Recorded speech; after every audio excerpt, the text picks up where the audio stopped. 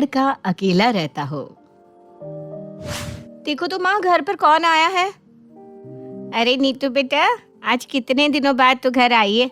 शादी के बाद तो तूने बिल्कुल आना जाना ही बंद कर दिया। क्या करूँ आंटी जी, मेरी सास है ना, जब देखो तब हर जगह जाने के लिए रोक टोक करती रहती है। कल भैया का बर्थडे है तो उसी के लिए बड़ी मुश्किल से निकल कर आई हूँ। इसी बहाने आप दोनों से भी मिलना हो गया, वरना मेरी सास के राज में मुझे बाजार जाते हुए भी सोचना पड़ता है। सही बात है बेटा, जब तक मायके में हो तब तक मौज में हो। एक बार शादी हो गई तो फिर ससुराल वालों के अनुसार ही चलना पड़ता है। तुम दोनों बैठकर बातें करो, मैं तुम्हारे लिए चाय नाश्ता लेकर आती हूँ। क्या बात है नीतू, शादी से पहले तो तू हर टाइम एकदम मस्त मौला रहती थी, आज जरा टेंशन में लग रही है। अरे अभी तो तू अपने ससुराल में भी नहीं है, फिर किस बात की टेंशन ले रही है? क्या बताऊँ यार, मेरी सास की किटकिट सुनकर ना मेरा मूड परमानेंटली ऐसा हो गया है। देख, मैं तो तुझे साफ साफ बोल रही हूँ, शादी करियो तो ऐसे लड़के से ही करियो जो या तो अकेला रहता हो या फिर उसकी माँ पहले ही। अरे बस बस, क्या कुछ भी बोल रही है? मेरी होने वाली सासू माँ को पहले ही बेटा, आज तुझे मेरी बात पर जितनी हंसी आ रही है ना, कल उतना ही रोना आएगा जब तेरी सास तुझे चैन से सांस भी नहीं लेने देगी। ये सारी सास ना एक जैसी ही होती है, बस चाहती है मेरी बहू मेरे इशारों पर नाचती रहे। पूरे दिन में 1 मिनट चैन की सांस नहीं लेने देती मेरी सास मुझे। एक काम खत्म होता नहीं उससे पहले दूसरा काम थमा देती है। मेरा तो जीना हराम कर रखा है मेरी सास ने। मेरी सास की वजह से कितनी बार मेरी और विवेक जी की लड़ाई होती है। उनके घर पर आते ही उन्हें भड़काने के लिए बैठ जाती है। यार, तेरी बातें सुन सुनकर तो मुझे शादी करने से ही डर लग रहा है। कहीं मेरी सास भी तेरी सास जैसी निकली तो मेरा तो हो गया कल्याण। अरे इसमें तो कोई चांस ही नहीं है कि तेरी सास मेरी सास जैसी निकलेगी या नहीं निकलेगी। सारी सास एक जैसी होती है। सास लोगों की कौम ही ऐसी है जिनका एक ही काम होता है, और वो है अपनी बहू को परेशान करना और बहू बेटे के बीच लड़ाई लगवाना। नीतू की बातों से राशि के मन में सास का ऐसा डर बैठ जाता है कि अब वो अपने लिए बिना सास का दूल्हा ढूंढना शुरू कर देती है। शादी के लिए तो बस अब राशि की एक ही इच्छा थी, लड़का रहता हो तो अकेला, मुझे नहीं पालना किसी सास वास का झमेला। ऐसे ही समय बीतता है और राशि के लिए एक लड़की का रिश्ता आता है। माँ, मैंने बोला ना मुझे नहीं करनी अभी कोई शादी वादी, क्यों हाथ धोकर मेरे पीछे पड़ गई हो? अरे बेटा, एक बार लड़की को देख तो ले, अब आज नहीं तो कल शादी तो तुझे करनी है। वैसे लड़का ना अच्छा कमाता है, शहर में अकेला रहता है। शहर में अकेला रहता है मतलब उसकी माँ नहीं है? अरे शुभ शुभ बोल, लड़का शहर में अकेला रहता है इसका मतलब ये थोड़ी ना है कि उसकी माँ नहीं है। माँ है लेकिन गांव में रहती है। ऐसा होता है ना बेटा कि गांव में रहने वाले लोगों का शहर में मन लगता नहीं, इसीलिए शायद गांव में रहती होगी। लड़का शहर में नौकरी करता है इसलिए वो वहीं पर रहता है। लड़का अच्छा कमाता है, रिश्ता अच्छा है, एक बार सोच ले। अरे वाह वाह वाह, लड़का शहर में अकेला रहता है, मेरे लिए इससे अच्छा तो कुछ और हो ही नहीं सकता। मुझे तो जो चाहिए था मुझे मिल गया। जल्दी से शादी के लिए हाँ बोल देती हूँ, ये रिश्ता हाथ से नहीं निकलना चाहिए। अरे अब तुम मन ही मन क्या सोचने लगी? रिश्ते के लिए उन्हें बुलाना है या मना कर दूं? अरे नहीं नहीं माँ, अब तुम इतना कह रही हो तो शादी कर ही लेती हूँ। वैसे भी मुझे जैसे लड़की की तलाश थी वो तो मुझे मिल ही गया। क्या मतलब? अब कुछ नहीं माँ, अब राशि अपने लिए जैसा लड़का चाहती थी वो तो उससे मिल ही गया, इसलिए उसने देर ना करते हुए झट मंगनी और पट ब्याह कर लिया। कुछ दिन तो राशि ने शहर में अपने पति के साथ चैन की जिंदगी जी, लेकिन तभी एक दिन उसके पति राहुल ने किया अपनी माँ को टेलीफोन। हेलो माँ, अब तुम्हें और दिन गांव में रहने की जरूरत नहीं है। तुम्हारे बेटे का प्रमोशन हो गया है, नए घर में शिफ्ट हो गया हूँ अब मैं। तुम्हारी टिकट भी करवा दी है, बस अब तुम जल्दी से ट्रेन पकड़कर यहाँ आ जाओ। मैं कब से इस दिन का इंतजार कर रहा था। तुम यहाँ आओगी तो राशि भी बहुत खुश हो जाएगी। फोन पर राहुल की ये बातें सुनकर राशि का तो दिमाग ही घूम जाता है। राशि, परसों मम्मी हमारे पास रहने आ जाएगी, तुम उनका रूम अच्छे से रेडी कर देना। और हाँ, मुझे देर हो रही है, मैं ऑफिस के लिए निकलता हूँ। बाय। हाँ बाय। हे भगवान, अब ये क्या नई मुसीबत आ गई? मुझे तो लगा था शहर में अकेले रहूंगी, सास कभी आसपास भी नहीं फटकेगी, लेकिन यहाँ तो उल्टा ही हो गया। मुझे पता होता कि राहुल जी बाद में अपनी माँ को शहर बुलाने वाले हैं तो मैं तो पहले ही शादी के लिए मना करती थी। हे भगवान, अच्छी भली सुकून से जिंदगी चल रही थी, अब सास आएगी और मेरा जीना हराम कर देगी। 2 दिन के बाद राशि की सास सावित्री देवी उनके घर आती है। प्रणाम माँ। जीता रहे मेरा बेटा, जीता रहे। अरे तुम इस तरह भूत बनकर क्यों खड़ी हो, जैसे तुम्हें कोई शौक लग गया हो?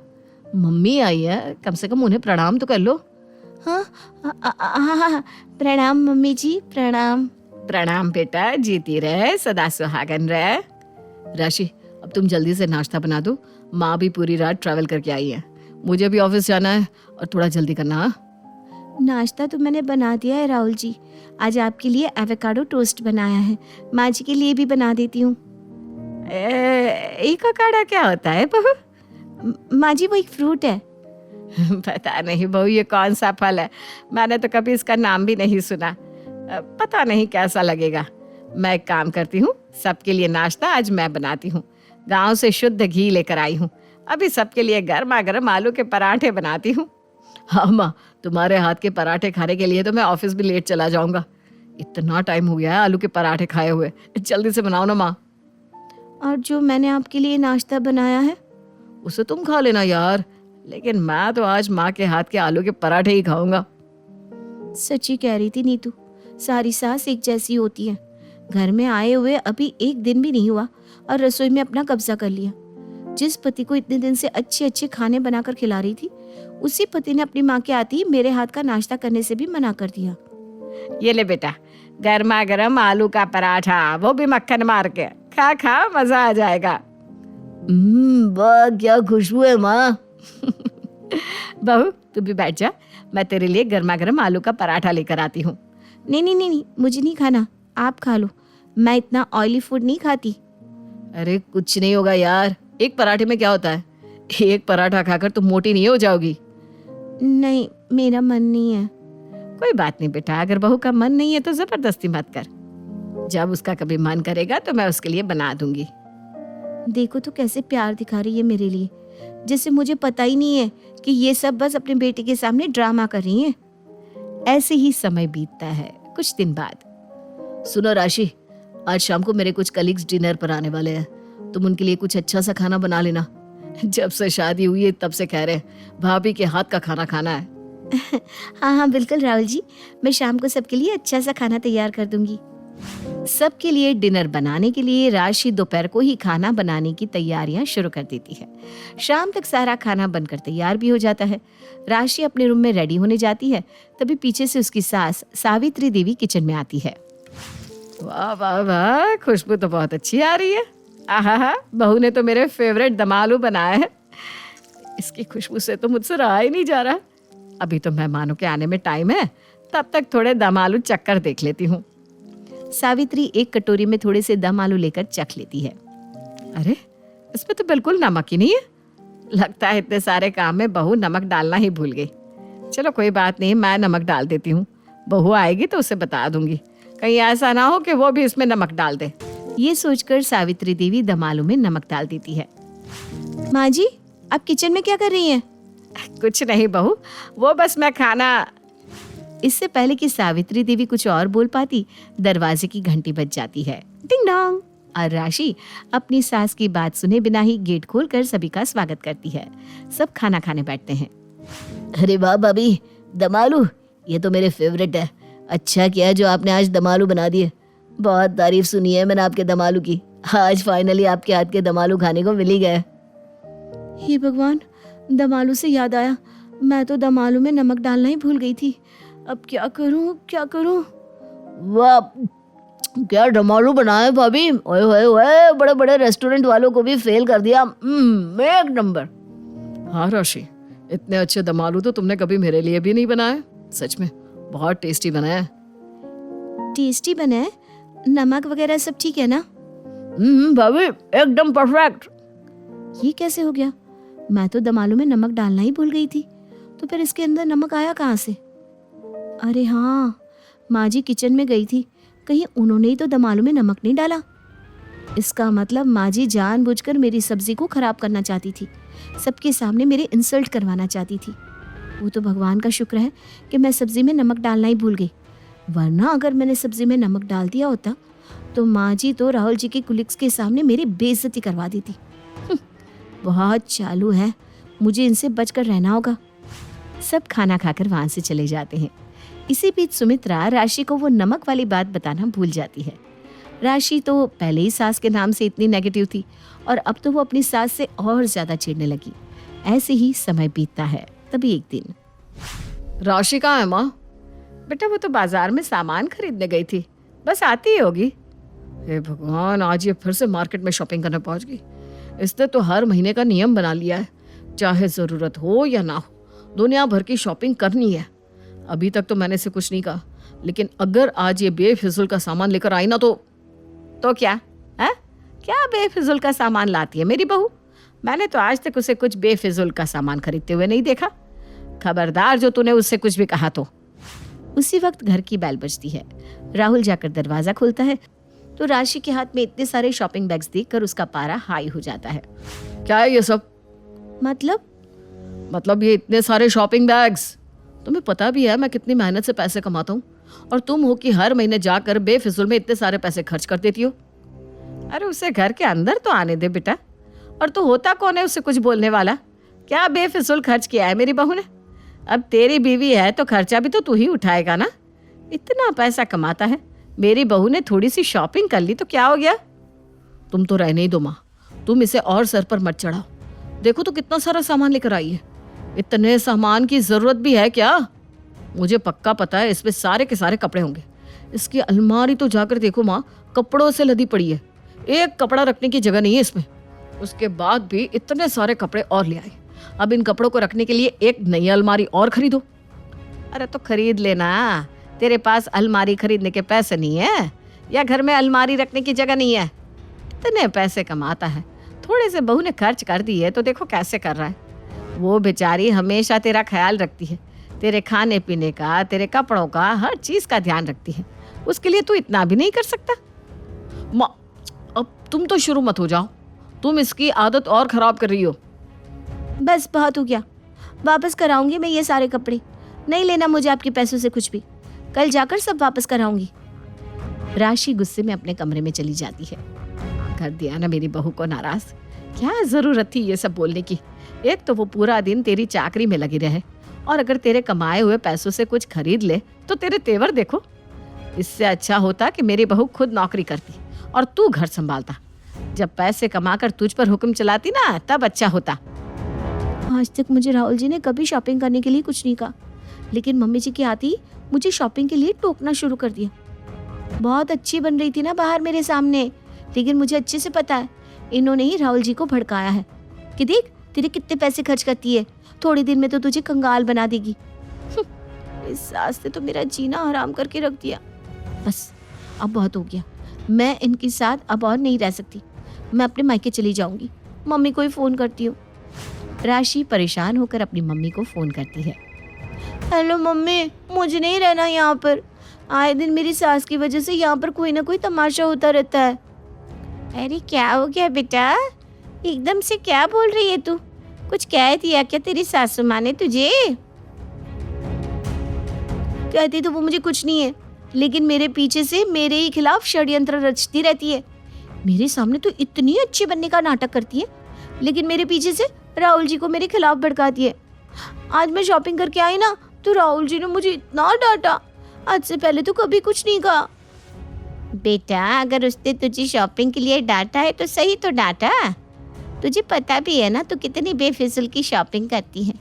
तेरे आधे से ज़्यादा कपड़े तो ऐसे हैं जो तू एक बार खरीद लेती है और फिर उन्हें पहनती तक नहीं। अलमारी में सजे रहते हैं तेरे कपड़े। ऐसे में राहुल जी तुझे डांटेंगे ही ना, इसमें तेरी सास की क्या गलती? मम्मी मुझे लगा था कम से कम आप तो मुझे सपोर्ट करोगे, लेकिन आप तो उल्टा मेरी सास को ही सपोर्ट करने लग गए। मैं किसी को सपोर्ट नहीं कर रही हूँ, मैं बस तुझे समझा रही हूँ कि तू जो हर दूसरे तीसरे दिन अपनी सास की बुराई करने के लिए मुझे फ़ोन लगाती है ना, वो ठीक नहीं है। मैं तेरी सास से मिली हूँ, अच्छी तरह बात की है, बहुत अच्छी तरह जानती हूँ मैं सावित्री बहन जी को। तू जैसा कह रही है ना वो वैसी बिल्कुल भी नहीं है। तुम तो रहने ही दो माँ, एक सास का दुख सिर्फ बहू ही समझ सकती है। सब सास एक जैसी होती है, कोई सास ऐसी नहीं होती जो अपनी बहू को खुशी दे। अच्छा, तब तो अगर तेरी भाभी भी ऐसा सोचने लगी तो क्या होगा? वो भी हर बात का कसूरवार मुझे ठहरा कर अपने मायके चली जाएगी। लेकिन माँ, तुम ऐसी थोड़ी ना हो। अभी तो तूने कहा ना सब सास एक जैसी होती है, तो मैं भी तो एक सास हूँ। मैं भला बाकी सासों से कैसे अलग हो सकती हूँ? लेकिन माँ, तुमने कभी भाभी के साथ कुछ गलत नहीं किया। तो तेरी सास ने कब तेरे साथ कुछ गलत किया? तो खुद ही अपने मन में उनके लिए गलत धारणा बनाकर बैठी है, इसीलिए तुझे उनकी कोई बात अच्छी नहीं लगती। उसमें भी तो उनके लिए कोई ना कोई कमी ही ढूंढती रहती है। एक बात याद रखियो बेटा, किसी में कमी ढूंढने जाएगी ना तो उसकी अच्छाई में भी तुझे बुराइयां ही नजर आएगी। एक बार अपनी सास के लिए अपने मन को अच्छा रख कर दे, तब तुझे पता चलेगा कि तेरी सास तुझसे कितना प्यार करती है। शायद तुम ठीक कह रही हो माँ, मैं अब से माँ जी के लिए गलत नहीं सोचूंगी। मुझे सबके लिए खाना बनाना है, मैं तुमसे बाद में बात करती हूँ। राशि सबके लिए खाना बनाकर टेबल पर सर्व करती है। अरे वाह बहू, आज तूने दम आलू बनाया है। वाह वाह, आज तो खाने का मजा ही आ जाएगा। अरे दम आलू से याद आया, उस दिन जब तूने सबके लिए दम आलू बनाए थे ना, तो तू उसमें गलती से नमक डालना ही भूल गई थी। मुझे बहुत अच्छी खुशबू आ रही थी, तो मैंने सोचा चख कर देखूं। तब पता चला कि भाई नमक ही नहीं है, तो मैंने खुद ही उसमें नमक डाल दिया था। मैं तुझे बताने ही जा रही थी कि तभी वो सब आ गए, फिर तो मैं तुझे बताना ही भूल गई। खैर जो भी हो, दम आलू बहुत स्वाद बने। इसका मतलब उस दिन मम्मी जी ने जानबूझकर नहीं, बल्कि मेरी हेल्प करने के लिए दम आलू में नमक डाला था। माँ ठीक ही कह रही थी, अपनी सास को पहले से ही गलत समझेगी तो उनकी अच्छाई में भी तुझे कमी ही नजर आएगी। मुझे इतना प्यार करने वाली सास मिली और मैं आज तक उन्हें गलत समझती रही। जरूरी नहीं कि हर सास एक जैसी हो, कुछ सासू माँ तो माँ से भी बढ़कर प्यार करती हैं। सॉरी मम्मी जी। सॉरी किस बात के लिए बेटा? बस मेरा सॉरी रख लीजिए मम्मी जी। क्या, क्यों, ये सब मुझसे मत पूछिए। ठीक है बेटा। दोनों सास बहू एक दूसरे को देखकर मुस्कुराती हैं और एक छोटा सा नजरिया बदलने से राशि के मन में अपनी सास के लिए भरा कड़वापन मीठे प्यार में बदल जाता है। उमा जी की बहू पिंकी को गप्पे मारने की बहुत आदत थी। वो जब भी किसी के बारे में बातें करती तो बड़े बड़े गप्पे फेंका करती। आसपास के सब लोगों को पता था कि पिंकी बहुत बड़ी गपोड़ी बाज है। लोग उसकी बात पर विश्वास नहीं किया करते थे, लेकिन हाँ, उसकी बातें सुन सुनकर हंसते बहुत थे। अरे बहू, पड़ोस वाली शर्मा जी है ना, उनकी बेटी का जन्मदिन है, तुम भी चली जाना। ठीक है मम्मी जी, ये तो बता दो गिफ्ट में लेकर क्या जाना है? अरे लेकर क्या जाना है, 250 का लिफाफा दे देना, बस काफी है। अरे मम्मी जी, अच्छा लगेगा क्या? पड़ोसी हैं हमारे, हमें कुछ बड़ा लेकर जाना चाहिए। अरे बहू, इतना काफी है। जानती हैं आप, मेरे मायके में जब पड़ोस में किसी की बर्थडे होती थी ना, तो मम्मी कुछ ना कुछ गोल्ड का ही देकर भेजती थी। पड़ोसी के बर्थडे में सोना? कैसी बातें करती हो। और नहीं तो क्या, आपकी तरह थोड़ी ना लिफाफा पकड़ा दिया। पिंकी शर्मा जी की बेटी के जन्मदिन में चली जाती है। अरे आज तो बड़ी सुंदर लग रही हो साड़ी में। जी मैं तो लहंगा पहनकर आने वाली थी, मम्मी जी नहीं मानी। अरे बेटा, बर्थडे पार्टी में तो साड़ी चल जाती है, मेरा मतलब कोई शादी थोड़ी ना है। कैसी बात कर रही हैं आप आंटी जी? मेरे मायके में तो छोटे छोटे फंक्शन भी हम लोग लहंगा बनवाते थे बुटीक से, डिजाइन करवाकर। चाहे पड़ोस में किसी का जन्मदिन हो, मेरी मम्मी हमेशा बुटीक से नया लहंगा डिजाइन करवाती थी। मैंने तो ऐसा कहीं नहीं देखा। ये तो तुमने आज बड़े कमाल की बात बताई। अरे जाने दीजिए, कोई बात नहीं। और बताइए, आपकी बेटी नजर नहीं आ रही? अरे भाभी, मैं यहाँ हूँ। ये देखिए मेरा ड्रेस कैसा लग रहा है? ठीक ही है, मतलब बर्थडे के हिसाब से थोड़ा हल्का है ना। अरे भाभी, इतना सुंदर गाउन पहना है मैंने। मैं ना शादी से पहले अपने बर्थडे पर हमेशा जरी वाला लहंगा पहना करती थी। यही मैं तुम्हारी मम्मी को भी बता रही थी। उसके बाद केक काटने का प्रोग्राम शुरू होता है। सब लोग इकट्ठे हो जाते हैं। शर्मा जी की बेटी का केक देखकर पिंकी से रहा नहीं जाता। उसके अंदर का गपोड़ी बाज बाहर निकल कर आ जाता है। अरे इतना छोटा सा केक! अरे बेटा, मेहमानों के हिसाब से ही है, जितने लोग इतना बड़ा केक। आंटी जी, कम से कम 4 या 5 मंजिल वाला केक तो बनाना चाहिए था। आपकी बेटी का बर्थडे रोज रोज थोड़ी ना आता है। मेरे बर्थडे पर हमेशा पापा 4 केक बनवाते थे। सारे केक 4-4 मंजिल के होते थे। वहां पर सारे लोग उमा जी के मोहल्ले के ही थे और वो पिंकी के गप्पे मारने की आदत से अच्छी तरह वाकिफ थे। इसलिए सब लोग उसकी बात सुनकर हंसने लगे, लेकिन किसी ने पिंकी से कुछ नहीं कहा। एक दिन सुबह सुबह पिंकी ने अपनी सास से कहा, मम्मी जी, मेरे मम्मी पापा मुझसे मिलने के लिए यहाँ आ रहे हैं। अरे वाह, ये तो बहुत अच्छी बात है। उनके आने की तैयारी करो, अच्छा अच्छा खाना बनाओ। वैसे कब तक आएंगे? मम्मी जी फ्लाइट से आ रहे हैं, कल शाम को 4 बजे की फ्लाइट है। फ्लाइट? लेकिन बेटा तेरा मायका तो यहाँ से 2 घंटे की दूरी पर है। तेरे मम्मी पापा फ्लाइट से कब से आने लगे? अरे मम्मी जी, आपको पता नहीं है, मेरे मम्मी पापा ना आधे घंटे की दूरी के लिए भी फ्लाइट का टिकट बुक करवाती है। अरे गप्पे थोड़े कम मारा करो बहू। कोई फ्लाइट से तब आएगा ना जब यहाँ पर एयरपोर्ट होगा। तुम्हारी मम्मी क्या उड़कर आएगी घर में? अरे हाँ मम्मी जी, मैं तो भूल ही गई थी।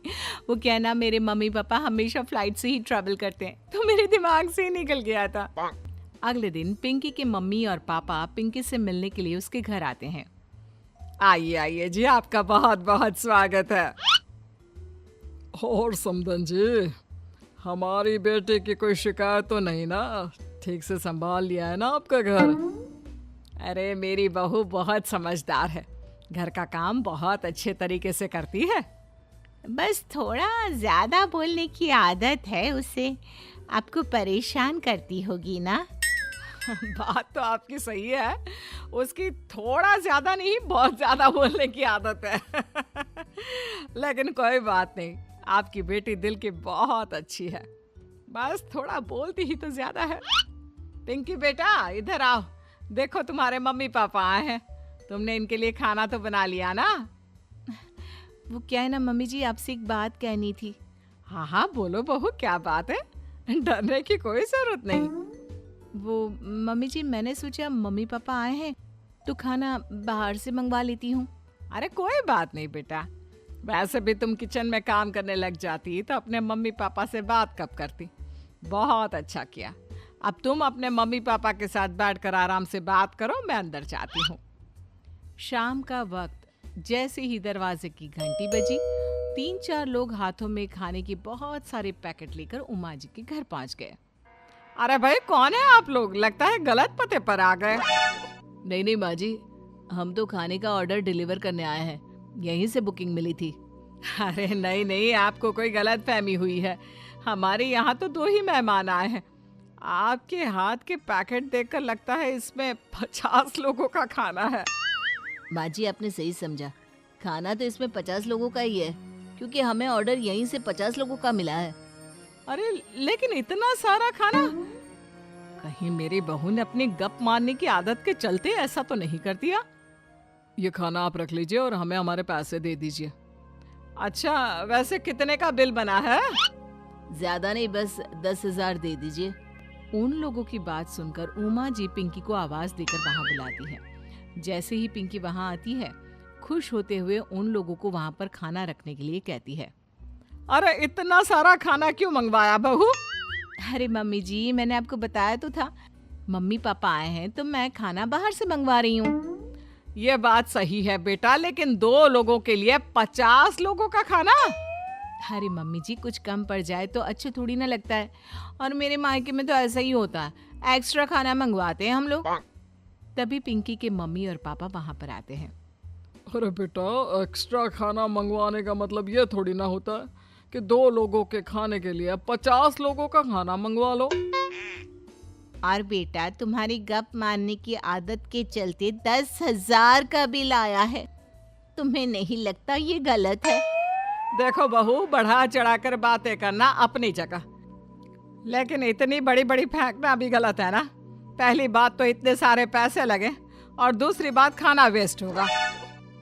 आप लोग ठीक कहते हैं।